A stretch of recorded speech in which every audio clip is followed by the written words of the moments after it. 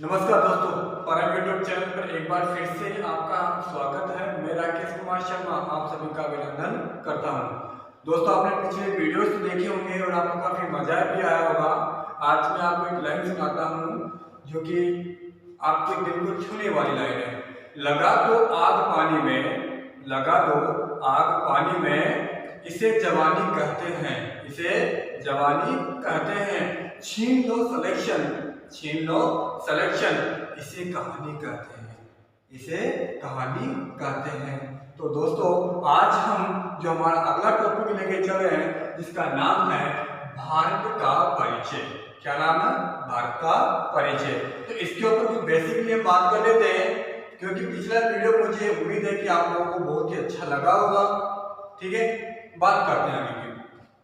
भारत जो शब्द है वो किसकी देन है? हम बात करें शब्दों की। जो ये भारत शब्द है वो किसकी देन है? आर्यों की। मैं इस शब्द के अर्थ के ऊपर भी बात करूंगा, लेकिन वो आगे करूंगा। पहले देखो कि भारत शब्द आर्यों द्वारा कहा गया है, ठीक है। और भारत में आने वाली पहली विदेशी जनजाति कौन है? आर्य। जो आप पुर्तगाली को बोलते हो, पुर्तगाली आधुनिक भारत में आने वाले और भारत की खोज करने वाली जनजाति है। भारत की खोज करने वाला जो वास्को डी गामा है वो पुर्तगाल से आया था, ठीक है। उसने भारत की खोज की है। लेकिन भारत में आने वाला प्रथम विदेशी कौन है? आर्य है। जो कहां से आए दोस्तों? मध्य एशिया से आए। कहां से आए? मध्य एशिया से आए। इसके अलावा ये भारत में किस दिशा में आए हैं? उत्तर पश्चिम दिशा में। यानी उत्तर पश्चिम दिशा कौन? जहां अभी वर्तमान में पाकिस्तान है आपका, उस दिशा में, ठीक है। और आकर निवास कहां किया? अब आपको पता है कि जहां एक समुदाय हो, एक व्यक्ति हो, वही निवास करेगा जहां उसको सुविधाएं प्रदान होगी। और सुविधाएं कहां मिलेगी? किसी नदी के किनारे। क्यों? क्योंकि नदी के किनारे उपजाऊ क्षेत्र है और वहां उसकी जीवन की आवश्यकताओं की पूर्ति हो जाती थी। तो किस नदी के किनारे दोस्तों? सिंधु नदी के निकट ये जनजाति निवास करती है। आगे दूसरी बात करूं तो इंडिया शब्द है, इंडिया, ये किसने कहा? यूनानियों द्वारा भारत को इंडिया शब्द से संबोधित किया गया है। दूसरी बात, हिंदुस्तान जो शब्द है, हिंदुस्तान ईरानियों द्वारा यह संबोधित किया गया है। वहीं अपने संविधान में, भारत के संविधान में, जिसमें भीमराव अम्बेडकर जी की महत्वपूर्ण भूमिका रही है, ठीक है, उस संविधान में आर्टिकल फर्स्ट, अनुच्छेद फर्स्ट है दोस्तों, अनुच्छेद फर्स्ट, जिसमें क्या लिखा हुआ है? India that is Bharat, India that is Bharat, ठीक है। आगे मैं बात करूं फैक्ट को लेकर, क्या कि भारत जो है वो जम्बू द्वीप पर स्थित है। ये बात कौन कहता है? ये बात कहता है आपके हिंदू ग्रंथ, आपके बौद्ध ग्रंथ। इन बौद्ध ग्रंथों, हिंदू ग्रंथों में भारत को जम्बू द्वीप के रूप में संबोधित किया गया। अगला जो फैक्ट है, विश्व की कुल जनसंख्या का, विश्व की कुल जनसंख्या का 17.5% भारत में निवास करता है। यानी मैं कहूं पूरे विश्व मान लो 100 बीघा जमीन है और उस 100 बीघा जमीन में 100 लोग निवास करते हैं, मान लेते हैं। तो उन 100 लोगों में से 17.5 लोग कहाँ निवास करेंगे? भारत में निवास करेंगे। अगली बात, विश्व में जनसंख्या की दृष्टि से चीन के बाद में भारत क्या है? विश्व में दूसरे स्थान पर है, जो कि हमें पता है 2011 की जनगणना के अनुसार है। आगे हम डिस्कस करते हैं, देखते हैं। देखो दोस्तों, हम आज की चर्चा करें कि भारत ग्लोब में, यानी भारत ग्लोब का मतलब क्या है? पृथ्वी पर, ठीक है। मैं किस गोलार्ध में स्थित है? उत्तरी गोलार्ध। अगर आपने पिछले वीडियो देखे होंगे तो आपको ये शब्द जो मैं बोल रहा हूँ वो आपको कंफर्म हो जाएंगे कि क्या है क्या नहीं है। आगे उत्तरी गोलार्ध के अलावा उत्तरी ध्रुव, उत्तरी अक्षांश, पूर्वी देशांतर, उत्तर पूर्वी दिशा एवं एशिया के दक्षिण पश्चिम में स्थित है। मैं यहाँ छोटा सा आपके लिए डायग्राम बना देता हूँ समझाने के लिए। जैसे कि आपकी पृथ्वी है, ठीक है, इस पृथ्वी में ये अक्षांश रेखा है, ठीक है, ये आपका उत्तरी ध्रुव, ये आपका दक्षिणी ध्रुव। तो दोस्तों मैंने बोला है इसी को ध्रुव भी कहते हैं, इसी को जैसे कि मैं बात करूं इसको ध्रुव भी कहते हैं, इसको गोलार्ध भी कहते हैं। और दोस्तों ये जो हिस्सा है विषुवत रेखा के उत्तर वाले भाग, इसको बोलते हैं उत्तरी अक्षांश। क्या बोलते हैं? उत्तरी अक्षांश भी कहते हैं, ठीक है। अब आपको पता है कि भारत किस अक्षांश में स्थित है? यहाँ लगभग भारत यहाँ स्थित है, लगभग भारत यहाँ स्थित है। तो हम कह सकते हैं कि भारत किस ध्रुव में है? उत्तरी ध्रुव में। किस गोलार्ध में? उत्तरी गोलार्ध में, ठीक है। किस दिशा में स्थित है? देखो यह आपकी देशांतर रेखा कर्क रेखा के ऊपर लंबवत होती थी, जो मैंने आपको बताई पिछले वीडियो में। ये जो हिस्सा है ये पूर्वी, सॉरी, ये जो हिस्सा है आपका पश्चिमी देशांतर। कौन सा है? पश्चिमी देशांतर। ये जो आपका पूरा हिस्सा है, ये वाला पूरा हिस्सा, ये कौन सा हिस्सा है? पूर्वी देशांतर। कौन सा हिस्सा है? पूर्वी देशांतर, ठीक है। अब आपको पता है कि भारत किस देशांतर में? पूर्वी देशांतर में, ठीक है।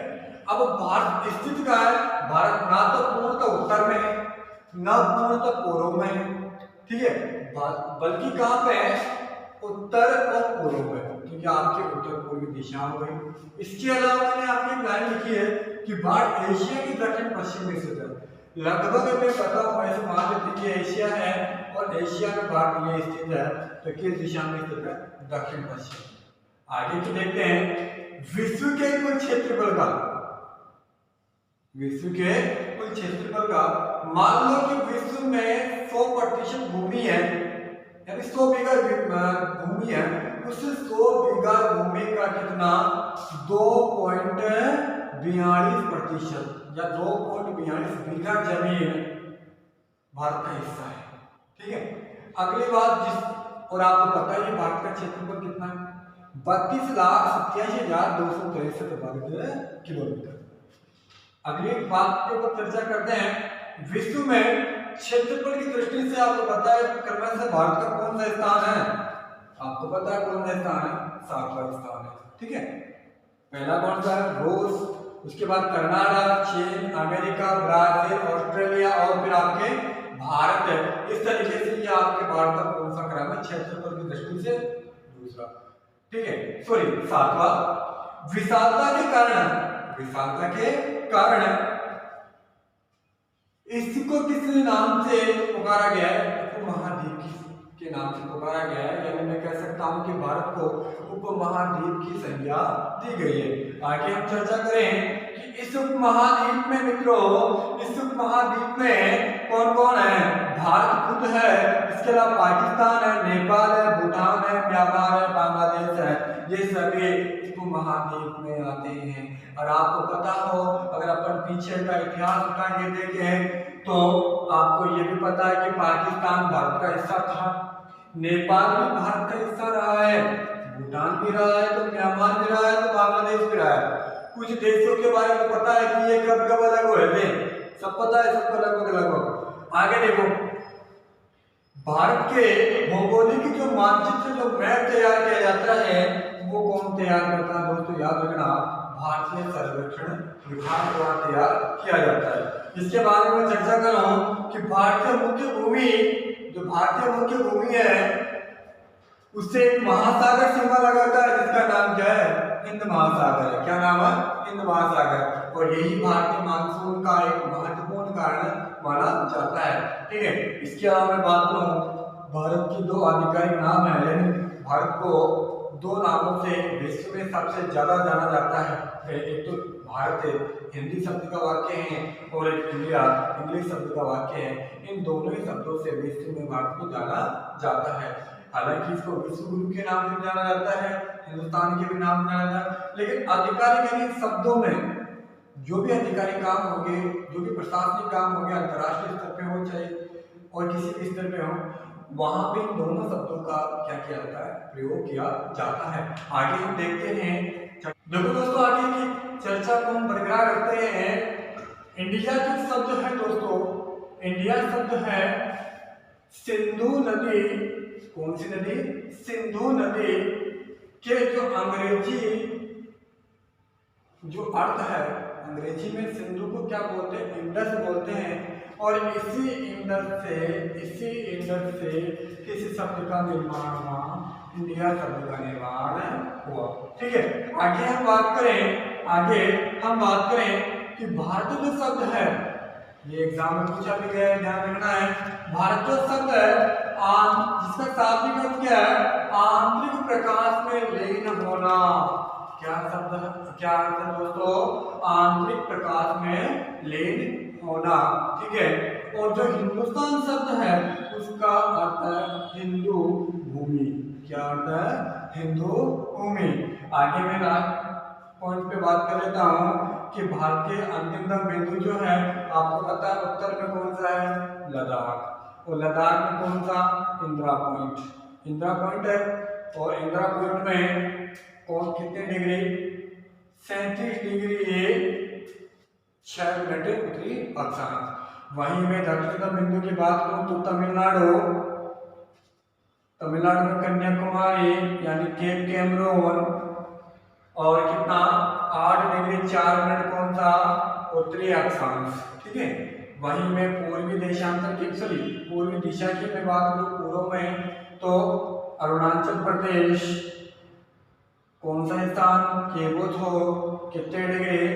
97 डिग्री 25 मिनट पूर्वी देशांतर। और पश्चिम तक जो बिंदु है दोस्तों वो कितना है? कौन सा है? सॉरी, गुजरात है। गुजरात में कौन सा? गौर माता यानी 68 डिग्री कितना? 7 मिनट पूर्वी देशांतर। ठीक है दोस्तों, ये कुछ महत्वपूर्ण पॉइंट थे, महत्वपूर्ण बिंदु थे जिनके ऊपर हमने आज चर्चा की है। ठीक है, और ये जो टॉपिक था आज ही कंप्लीट हो गया, भारत का परिचय। कल हम जो बात करेंगे दोस्तों किसकी? भारत की पड़ोसी नीति यानी पड़ोसी जो थे, जैसे कि आपके पाकिस्तान, नेपाल, भूटान जो भी है उनके, यानी मैं एक तरीके से कहूँ अंतर्राष्ट्रीय सीमाओं की मैं बात करूँगा, पड़ोसी राष्ट्रों के ऊपर मैं बात करूँगा। तो दोस्तों मुझे उम्मीद है कि आप लोगों को ये वीडियो भी पसंद आएगा। तो मैं आपको एक लाइन बोल देता हूँ ताकि आपके इरादों में और मजबूती आए और ढंग से मेहनत करें। तो मैं एक लाइन बोल रहा हूँ, तो सुनना जरा उसे। अभी तो असली मंजिल पाना बाकी है, अभी तो असली मंजिल पाना बाकी है, अभी तो इरादों का इम्तिहान बाकी है, अभी तो इरादों का इम्तिहान बाकी है, अभी तो तोली है मुट्ठी भर जमीन, अभी तो तोली है मुट्ठी भर जमीन, अभी तो तोलना आसमान बाकी है, अभी तो तोलना आसमान बाकी है। थैंक यू वेरी मच दोस्तों। और आपको एक चीज ध्यान रखनी है, अपने YouTube चैनल को ज्यादा से ज्यादा मात्रा में सब्सक्राइब और लाइक और कमेंट जरूर करवाना है। बताना है कि आपको कि हमारे वीडियोस में और क्या इम्प्रूवमेंट करना है और हम आपके सहयोग से किस तरीके से आगे बढ़ सकते हैं और हम आपको और कितना दे सकते हैं। थैंक यू वेरी मच, धन्यवाद।